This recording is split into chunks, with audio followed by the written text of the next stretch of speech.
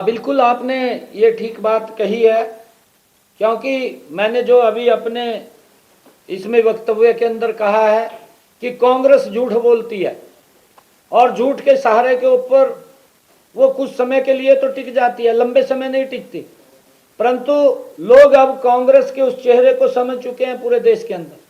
मैंने कहा है कि इन्होंने झूठे वादे हिमाचल में किए थे, इन्होंने झूठे वादे कर्नाटक में किए थे, इन्होंने जनता के बीच में झूठे वायदे तेलंगाना में किए थे, परंतु एक भी वायदा इन्होंने पूरा नहीं किया। लोग समझ चुके हैं, अब इनको नकार दिया है।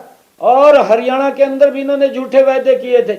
इन्होंने ये बात कही थी कि हम महिलाओं को 2000 रुपये देंगे, इन्होंने ये भी कहा था कि हम 300 यूनिट बिजली के फ्री देंगे, इन्होंने ये भी कहा था हम बुजुर्गों को 6000 रुपये महीना देंगे। परंतु उन सब बातों को, इनके झूठ को कांग्रेस के वहां के लोगों ने नकार दिया है। और जब वहां के लोगों ने नकारा, नरेंद्र मोदी जी की नीतियों पर विश्वास किया, डबल इंजन सरकार की नीतियों पर विश्वास किया और तीसरी बार भारतीय जनता पार्टी की सरकार बनी। यहां पर भी महाराष्ट्र के लोग अब कांग्रेस के और इनका जो ये गठबंधन है, इंडी गठबंधन है, इस सारे को नकारते हुए भारतीय जनता पार्टी एनडीए के साथ यहाँ के लोग खड़े होंगे और दूसरी बार यहाँ पर बड़े मार्जिन के साथ सरकार बनाएंगे। महाराष्ट्र कांग्रेस के अध्यक्ष हैं नाना पटोले, उनका हाल ही में बयान आया पुणे में, कहते हैं कि फडणवीस जो है उसको भगवान समझने लग गए और बीजेपी की मस्ती को उतारना होगा और भी सब लोगों ने प्रयोग किया है। इस तरह के बयान अगर कांग्रेस की तरफ से आते हैं बीजेपी का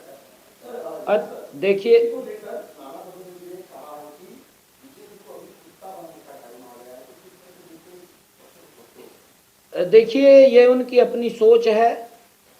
कांग्रेस जिस उनकी सोच और मेंटलिटी है उस आधार के ऊपर वो बोलती है। उन्होंने कोई कसर नहीं छोड़ी। मोदी जी को मौत का सौदागर बताया, मोदी जी को बिच्छू तक बताया, मोदी जी को कितनी गालियां नहीं दी।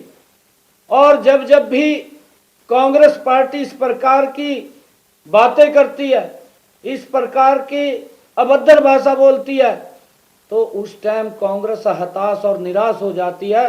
कांग्रेस अब क्योंकि बैकफुट पर है, कांग्रेस का सुपड़ा साफ हो रहा है, इनके गठबंधन का भी सुपड़ा साफ हो रहा है, तब ये जाकर के इस प्रकार की बातें बोलते हैं। लोग, आम जन इन बातों को स्वीकार नहीं करता, इनकी बातों को नकारने का काम करेगा। और यहाँ पर एनडीए नरेंद्र मोदी जी के नेतृत्व में दूसरी बार बड़ी मजबूती से सरकार बनाने जा रहा है और ये बौखला चुके हैं, बौखला करके अनाप शनाप बातें कर रहे हैं। परंतु इनके पास कांग्रेस पे बताने के लिए कुछ नहीं है कि हमने ये काम किया, वो बताएं। ये काम अगर किसी ने किए हैं, देश में मजबूती से आगे बढ़ाने का काम किया, तो ये नरेंद्र मोदी जी की सरकार ने किया। आज उसका मैंने जिक्र भी किया है। चाहे हमारी माताएं बहनें हैं जिनके घर में कांग्रेस के समय के अंदर 3 दिन में गैस का सिलेंडर मिलता था, लंबी लंबी लाइनें लगती थी, वो गैस के सिलेंडर की लाइन भी खत्म की और उसके घर में, जिसके घर में गैस का कनेक्शन सिलेंडर नहीं था, वहां भी पहुंचाने का काम इन 10 वर्षों में हमारी सरकार ने किया है। एक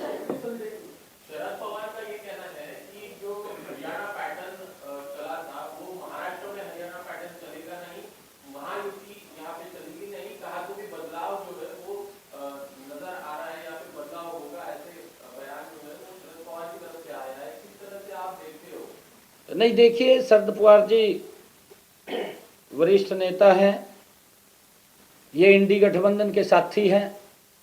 ये हरियाणा में भी जाकर के बोल रहे थे, इनके दल के लोग भी बोल रहे थे कि अब तो कांग्रेस आ रही है, किसी का कुछ नहीं चल रहा, इंडी गठबंधन आ रहा है।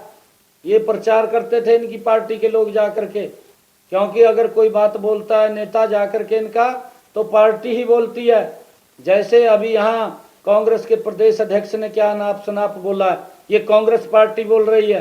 कांग्रेस पार्टी बौखला चुकी है, इंडी गठबंधन के लोग बौखला चुके हैं। ये वहां भी जाकर के बोल रहे थे। और यहाँ के भी महाराष्ट्र के जागरूक लोग हैं, इनको सबक सिखाने का काम करेंगे, क्योंकि इनके समय के अंदर जितना भ्रष्टाचार होता था, ये इंडी गठबंधन का एक भी नेता ऐसा नहीं है जिसके ऊपर भ्रष्टाचार को लेकर के एफआईआर दर्ज ना हो। हर व्यक्ति का चेहरा खराब है इंडी गठबंधन के। और भारतीय जनता पार्टी एनडीए की सरकार दूसरी बार महाराष्ट्र के अंदर बड़े मैंडेट के साथ आ रही है। सैनी साहब, हरियाणा के अंदर भूपेंद्र सिंह हुड्डा और कुमारी शैलजा की आपसी लड़ाई और उनके अलग अलग बयान जिस तरह से नाना पटोले दे रहे, उसका आपको हरियाणा में बेनिफिट हुआ? नहीं, देखिए इस बात का कोई फर्क नहीं पड़ता। उसकी लड़ाई तो कांग्रेस की यहाँ भी है। कांग्रेस की तो पूरे देश के अंदर लड़ाई है। अब कहाँ कहाँ की बात करें। एक कहावत है रमलू वाली, अगर आप कहें तो मैं सुनाई दूं। एक चक्की रहने वाला था और ताई के घर चला गया। ताई तो कहने लगा, ताई कहा मैं तेरी चक्की रह दूँ। गुन्नू पता तो था नहीं। और ताई आई, कहा रमलू ने कहा मेरी चक्की रह दे। कहा रह दूंगा ताई। और चली गई पानी लेन ताई, और पानी लेने गई तो रमलू और चक्की जब रहने लगा तो उस पावा तो थी नहीं। उनने जो थोड़ी की चोट मारी उसके 2 पार्ट टूट गए। और जब 2 पार्ट टूट गए उसके, तो उसने रमलू ने सोचा ला भी ताई आवेगी और मेरे तो दिक्कत पैदा करेगी, मेरे को गलत बोलेगी। तो उठका जब वो वहाँ से बात जन लगा और सिर के ऊपर उसने मक्खन की अंडी थी लटकाई हुई, और सिर उसका लगा जाएगा और भी टूट कर तड़ा गिर गई। इतने में ताई आएगी आगा। ताई लगी कहने रमलू कहाँ जा रहा कहता है। और उसके जाका एकदम टच कर गया। उसके सिर पे गड़ा रखा था, वो गड़ा भी फूट गया। और वो रमलू बाज दबाज कह रहा, कहा ताई जल्दी रहो, और कहा आगा तो देखती रहो क्या क्या हो गया।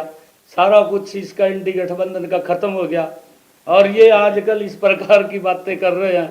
कोई इनको घास डालने वाला नहीं है, महाराष्ट्र में भी डालने वाला नहीं है। ये तो रमलू वाली कहानी है इनकी बनी हुई। सारे भ्रष्टाचार में फंसे हुए हैं। और ये तो ताई जंदी रहागी और रोंदी रहागी, रमलू तन्ने ये क्या कर दिया, रमलू क्या कर दिया। ये हालात कांग्रेस की इंडी गठबंधन की है।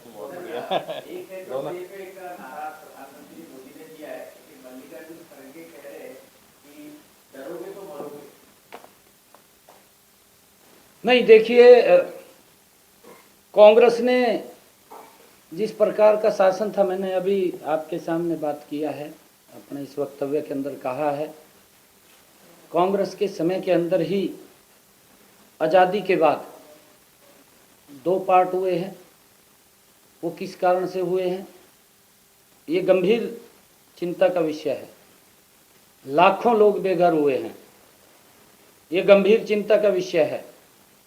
कांग्रेस के समय में ही पाकिस्तान से आतंकवाद देश के अंदर आता था और हमारे भोले भाले लोगों के जीवन को लील करके चला जाता था।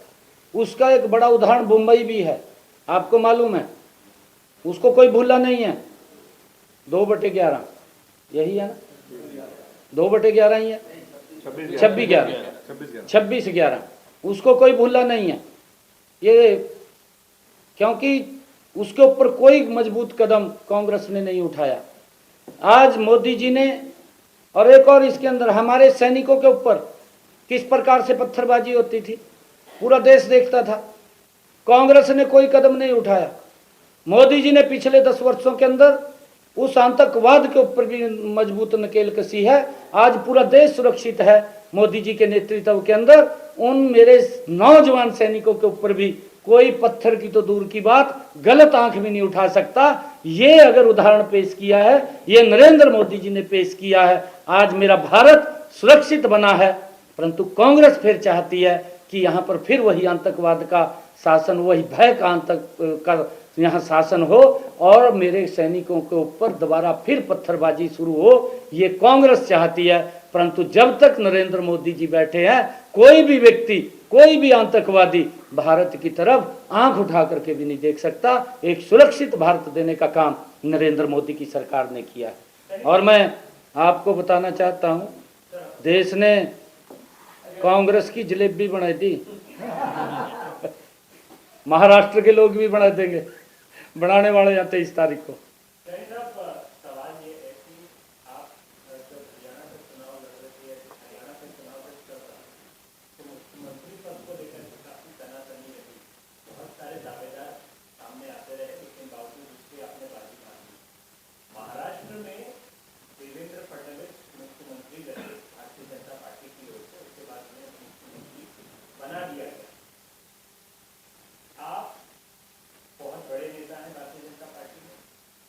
भारतीय जनता पार्टी का मुख्यमंत्री होना चाहिए क्या नारा है?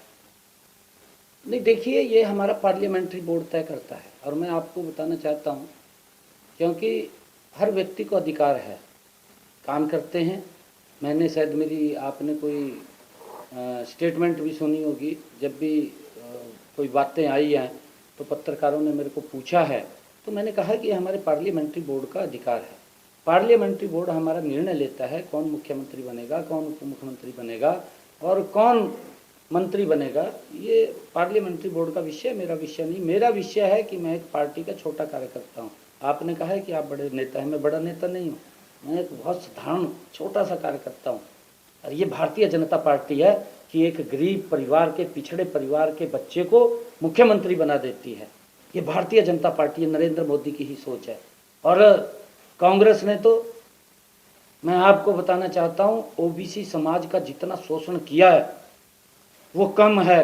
कहते हुए भी कांग्रेस का नाम लेते ओबीसी समाज को कि कांग्रेस का कोई प्रत्याशी आ रहा, शर्म आती है, क्योंकि उन्होंने ओबीसी को वोट बैंक के रूप में इस्तेमाल किया है, कभी अधिकार नहीं दिए ओबीसी को। अगर ओबीसी को अधिकार दिए हैं तो नरेंद्र मोदी जी ने दिए। ओबीसी आयोग बनाया, ओबीसी को संवैधानिक शक्तियां दी। पहली बार आजादी के बाद ओबीसी को आज उनके बच्चे सैनिक स्कूल, नवोदय विद्यालय, केंद्रीय विद्यालय, एमबीबीएस की सीटों में और एमबीबीएस एमडी की सीटों के अंदर अगर उसमें एडमिशन मिलने का अधिकार मिला है तो नरेंद्र मोदी जी के कारण ओबीसी समाज को मिला है। ओबीसी समाज को इतना मजबूत और सशक्त अगर किसी ने किया है तो नरेंद्र मोदी जी ने किया है। आप काका कालेलकर की रिपोर्ट से लेकर के मंडल कमीशन की रिपोर्ट, कोई भी आप देख लीजिए, कितने लंबे समय से ओबीसी समाज इस बात को लेकर के संघर्षरत था कि हमें अधिकार मिलने चाहिए। कांग्रेस ने उसका हर समय विरोध किया। काका कालेलकर की रिपोर्ट को उन्होंने डस्टबिन में डाल दिया। मंडल कमीशन की रिपोर्ट आई, राजीव गांधी की, आप आज भी लोकसभा से उसकी डिबेट निकाल करके देख लीजिए, आधे घंटे से ज्यादा की डिबेट है कि ओबीसी को अधिकार नहीं मिलने चाहिए। उसके विरोध के अंदर उसने खड़ा होकर के वहां पर अपना भाषण दिया राजीव गांधी ने।